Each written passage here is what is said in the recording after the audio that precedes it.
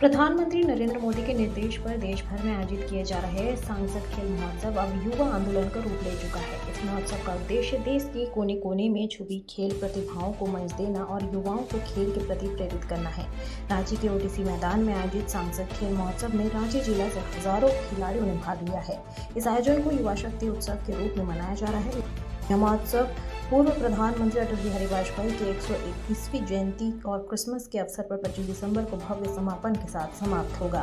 रांची के सांसद सह रक्षा राज्य मंत्री संजय सेठ ने प्रेस वार्ता में बताया कि प्रधानमंत्री का सपना है खेलों के माध्यम से फिट युवा और विकसित भारत का निर्माण। समापन समारोह में प्रधानमंत्री नरेंद्र मोदी वीडियो कॉन्फ्रेंसिंग के जरिए युवा खिलाड़ियों से सीधे संवाद करेंगे, जिससे खिलाड़ियों में नई ऊर्जा और आत्मविश्वास का संचार होगा। बुलाने का कारण ये हुआ कि सांसद खेल महोत्सव, ये सांसद खेल महोत्सव पूरे देश में एनडीए के सभी सांसद इसका आयोजन कर रहे हैं बड़े स्तर पर, और लगभग 1 करोड़ से अधिक जिनका रजिस्ट्रेशन हुआ, 1 करोड़ से अधिक, और उससे ही ज़्यादा ऑफलाइन हुए कि बहुत कम समय के लिए 15 दिन के लिए खुला था। तो 1 करोड़ लोग रजिस्ट्रेशन कराए और फिर कहा गया कि अब तो समय खा ले ऑफलाइन।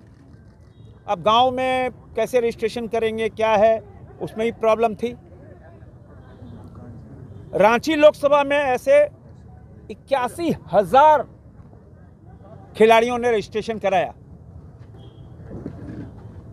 और 81,000 खिलाड़ी, आप देखो हमारे पास रजिस्ट्रेशन आया था फुटबॉल का 306 टीमों का, लेकिन फुटबॉल मैच कराना 306 बहुत टफ जॉब है। 147 टीम फुटबॉल के टूर्नामेंट में खेली, 147 टीम। और हमने कहा कि भाई खेल महोत्सव संपन्न हो जाएगा, जितने उनको भी हम खिलवाएंगे।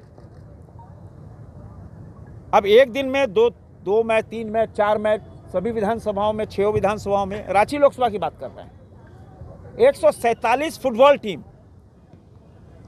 जिसमें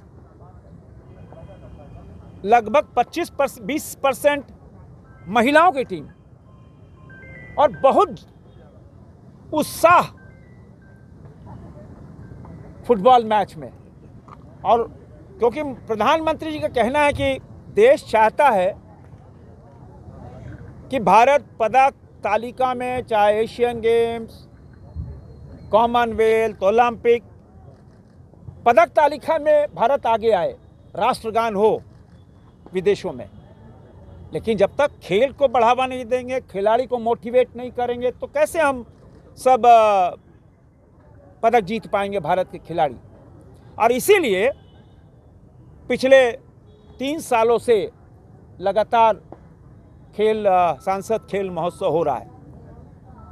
और यह खेल महोत्सव हमने प्रारंभ किया था 20 अगस्त से।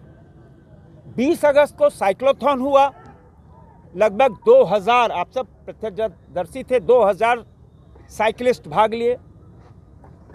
कहना बहुत आसान है 2000 साइकिल, 2000 माने कहाँ साइकिल है, लेकिन यह उत्साह बताता है कि थोड़ी आप सिल्ली ईचागढ़ से और कहीं से साइकिल ले आए, फिर भी ग्रामीण इलाकों से भी साइकिल आई। 2000 साइकिल, 6 किलोमीटर का साइकिलिस्ट था, हम खुद 6 किलोमीटर चलाए साइकिल। फिर उसके बाद स्वदेशी मैराथन हुआ, 25,000 लोग भाग लिए,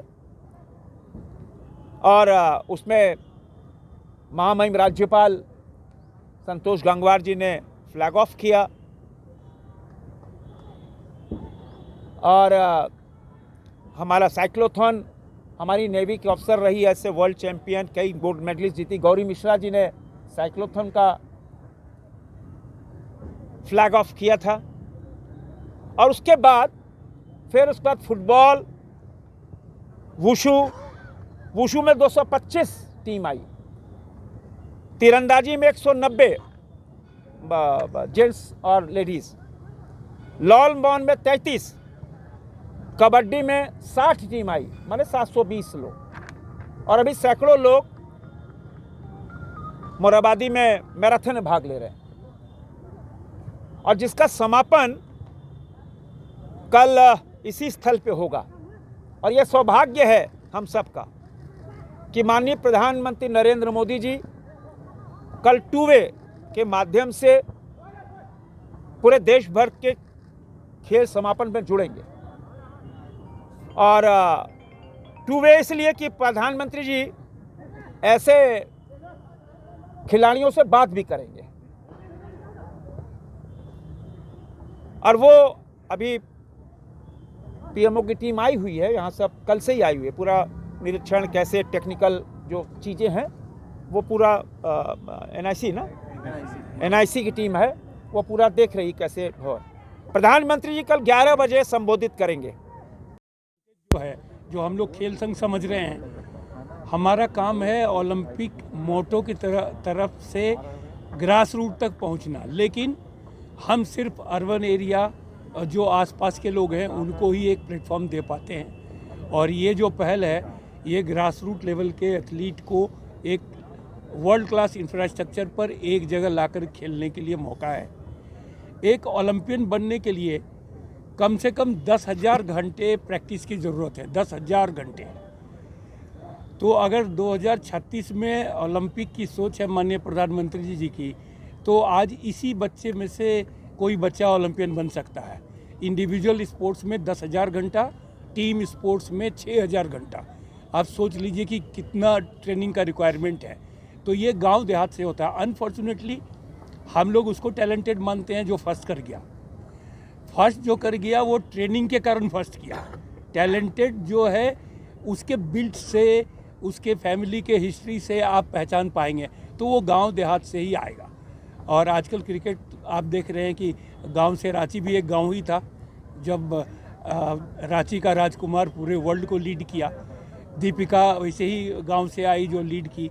अभी इन बच्चियों का खेल मैंने देखा था, जिस हार्ड ग्राउंड पे इन्होंने डाइविंग स्किल करके टैकल करके दिखाया। मैंने स्पीच में भी बोला कि यही एक मौका है जो माननीय प्रधानमंत्री जी ने हमें दिया है कि उसमें से कुछ एथलीट को आइडेंटिफाई कर सकें और फर्दर ग्रूमिंग कर सकें। अब संजय भैया जी से रिक्वेस्ट भी रहेगा कि हम वैसे एथलीट्स को क्या साल में 2-3 महीने का कहीं हायर ट्रेनिंग दे सकते हैं। अगर ये कर पाए तो शायद सबसे अच्छी बात होगी। और वो ट्रेंड खिलाड़ी को ट्रेनिंग नहीं देना, जो अनट्रेंड हैं, जो बिल्कुल ही रॉ हैं, जिनको एथलेटिक्स का ये पता नहीं है, फुटबॉल का ऐप पता नहीं है, वैसे खिलाड़ियों को अगर सामने लाएंगे उनके स्ट्रेंथ को देख के, तो सभी खेल संघ का रिस्पॉन्सिबिलिटी बढ़ेगा। और शायद यही प्रयास है माननीय प्रधानमंत्री जी का। Thank you. हमारे रमेंद्र जी